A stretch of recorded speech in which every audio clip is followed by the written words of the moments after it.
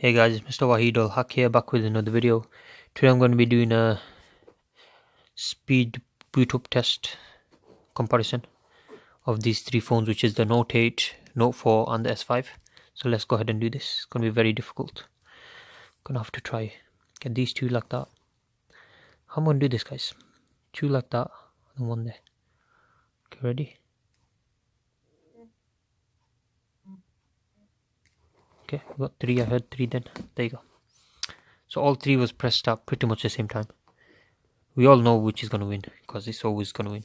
It's just miles ahead. It's 4 years ahead of its competition. Okay, so this is faster than the Note S5 at the moment, as you can see. Okay, Note 8 is the winner at the moment. It's already won. Let's see which one of these two will come first. I think it'll be the Note 4, to be honest. It's quite a powerhouse.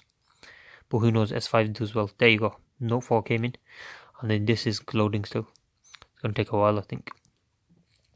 There you go. S5 is finally coming in slowly. Still not there yet. It's going to take a while. Come on, phone. Come on. It's not there. It's still not there. Fucking hell, this is slow, guys.